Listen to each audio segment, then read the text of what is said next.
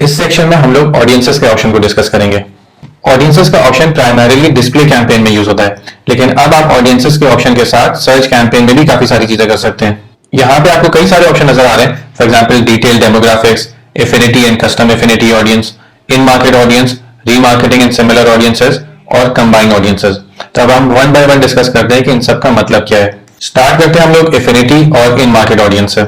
Affinity audience से मतलब वो लोग हैं जिनका किसी स्पेसिफिक चीज में कोई जनरल इंटरेस्ट हो, और इन मार्केट में वो लोग आते हैं जो किसी स्पेसिफिक चीज के बारे में रिसर्च कर रहे हो या बाइंग साइकिल के एंड स्टेज पे हो, मतलब उस चीज को भी खरीदने वाले हो। फॉर एग्जांपल मैं एफिनिटी ऑडियंस के अंदर जाता हूं तो यहाँ पे आपको डिफरेंट कैटेगरीज नजर आ रही हैं, और अगर इसमें से मैं एक कैटेगरी का सिलेक्ट करता हूं, फॉर एग्जांपल टेक्नोलॉजी और मोबाइल एंथुसियास्ट सिलेक्ट करता हूं, तो इसका मतलब है कि ये वो लोग हैं जिनका जनरल इंटरेस्ट है मोबाइल फोन के बारे में। वो मोबाइल फोन के बारे में ब्लॉग पढ़ते रहते हैं या कोई भी नया मोबाइल फोन आता है तो उसकी न्यूज पढ़ते हैं। लेकिन इसी तरह अगर मैं इन मार्केट ऑडियंस के अंदर जाऊं और यहाँ पे कंज्यूमर इलेक्ट्रॉनिक्स के अंदर जाऊं और कंज्यूमर इलेक्ट्रॉनिक्स के अंदर जाने के बाद मैं मोबाइल फोन सेलेक्ट करूं, तो इसका मतलब ये होगा कि ये वो लोग हैं जो अभी एक्टिवली किसी मोबाइल फोन के बारे में रिसर्च कर रहे हैं और उसको खरीदने वाले हैं।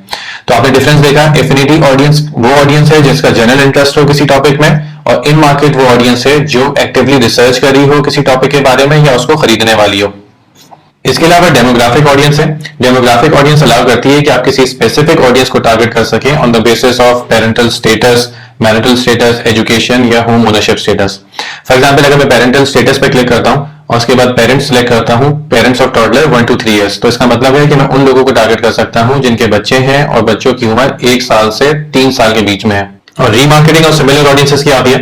रीमार्केटिंग ऑडियंस वो है जो आपकी वेबसाइट, ऐप या यूट्यूब चैनल पे ऑलरेडी आ चुके हो और आप उनको दोबारा ऐड दिखाना चाहते हो।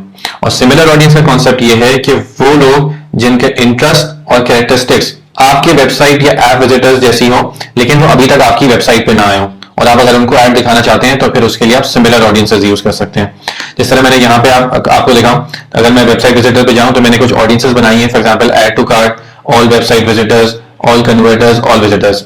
इसका क्या मतलब हुआ? ऑल वेबसाइट विजिटर 30 डेज वो ऑडियंस है जो कि पिछले 30 दिनों में मेरी वेबसाइट पे आए और उनको मैं दोबारा ऐड दिखाना चाहता हूं तो मैं ऑल वेबसाइट विजिटर सिलेक्ट कर लूंगा। इसी तरह वो लोग जो जिन्होंने कोई प्रोडक्ट कार्ट में ऐड करा है तो ये वो ऑडियंस है, और अगर मैं उनको दोबारा ऐड दिखाना चाहता हूं तो मैं ये वाली ऑडियंस सिलेक्ट कर सकता हूं। लास्ट चीज जो मैं यहाँ पे मेंशन करना चाहता हूं वो है टारगेटिंग और ऑब्जर्वेशन का ऑप्शन। टारगेटिंग का मतलब यह है कि ऊपर आपने जो भी ऑडियंस सिलेक्ट करी होगी, यूजर का उस ऑडियंस में फॉल करना लाजमी है तभी उसको ऐड नजर आएगा। और दूसरा ऑप्शन है ऑब्जर्वेशन का। इसका मतलब यह है कि यूजर का उस ऑडियंस में फॉल करना लाजमी नहीं है जो आपने ऊपर अभी सिलेक्ट करी हो, लेकिन आप उस ऑडियंस के लिए स्पेसिफिक बिट रख सकते हैं। मिसाल के तौर पे आपका ऑनलाइन स्टोर है और आप कैमरा बेचते हैं, तो मैं इन मार्केट ऑडियंस सिलेक्ट करता हूं और इन मार्केट ऑडियंस के अंदर देखता हूं कि कैमरा से रिलेटेड कोई ऑडियंस है या नहीं है, और मुझे यहाँ पे कंज्यूमर इलेक्ट्रॉनिक्स नजर आ रही है। कंज्यूमर इलेक्ट्रॉनिक्स के अंदर मैं जाता हूँ कैमरा, और कैमरा के अंदर मैं जाता हूँ कैमरा लेंसेज। तो इसका मतलब है कि ये वो लोग हैं जो अभी एक्टिवली रिसर्च कर रहे हैं कैमरा लेंसेज के बारे में। तो अब अगर मैं कैंपेन बनाता हूं, सर्च कैंपेन, और उसमें मैं कीवर्ड डालता हूं कैमरा, जो कि बहुत ब्रॉड कीवर्ड है, यूजर की इंटेंट कुछ भी हो सकती है। हो सकता है वो सिर्फ इन्फॉर्मेशन लेने आ रहा हो, या हो सकता है वो प्राइसेस मालूम करने आ रहा हो कैमरा के बारे में। लेकिन अगर मैंने ऑब्जर्वेशन सेलेक्ट कर दिया तो इसका मतलब है कि अब मैं इस ऑडियंस के लिए हायर बिड कर सकता हूं।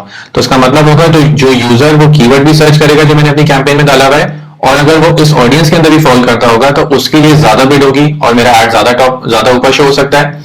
और जो इस ऑडियंस में फॉल नहीं करता होगा उसके लिए नॉर्मल बिड होगी और मेरा ऐड नीचे शो हो सकता है उसके लिए। इस सेक्शन में हम लोग बात करेंगे बजटिंग के बारे में। यूजुअली लोग बजटिंग किस तरह करते हैं कि वो देखते हैं कि वो एक महीने में कितना स्पेंड कर सकते हैं, फिर उस अमाउंट को 30 से डिवाइड करते हैं, क्योंकि एक महीने में 30 दिन होते हैं, और जो अमाउंट आता है उसको गूगल कैंपेन में यहाँ पे इनपुट कर देते हैं। जैसे मैंने यहाँ पे 1000 रुपए इनपुट कर दिए, तो इसका मतलब क्या हुआ कि मैं गूगल को बोल रहा हूँ कि एक दिन में मैक्सिमम मेरे 1000 रुपए स्पेंड करना और पूरे महीने में 30,000 रुपए स्पेंड करना। लेकिन जरूरी नहीं है कि गूगल आपके 1000 रुपए ही स्पेंड करे।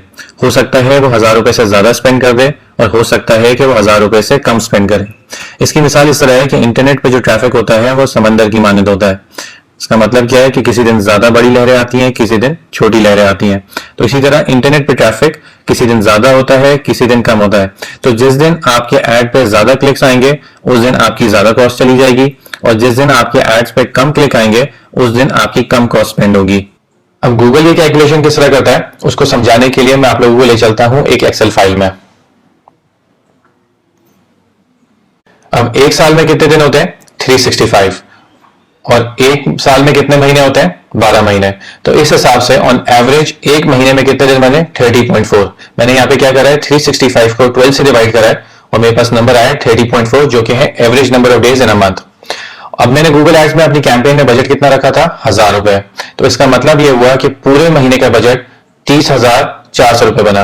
1000 मल्टीप्लाई बाय 30.4। तो बेस्ड ऑन गूगल पॉलिसी अगर मैंने 1000 रुपए बजट रखा है तो इसका मतलब है कि गूगल पूरे महीने में मेरा बजट 30,400 रुपए से ऊपर स्पेंड नहीं करेगा। लेकिन किसी स्पेसिफिक डे वो 1000 के बजाय 2000 भी स्पेंड कर सकता है और 1000 के बजाय 200 रुपए भी स्पेंड कर सकता है, डिपेंडिंग कि उस दिन मेरे पास कितना ट्रैफिक या कितने क्लिक्स मेरे ऐड पे आ रहे हैं। जिस दिन ज्यादा क्लिक आएंगे उस दिन ज्यादा स्पेंड कर देगा, जिस दिन कम क्लिक आएंगे उस दिन कम स्पेंड करेगा गूगल। लेकिन अगर आप पूरे महीने का बजट देखेंगे तो वो कभी भी 30,400 रुपए से ऊपर स्पेंड नहीं करेगा।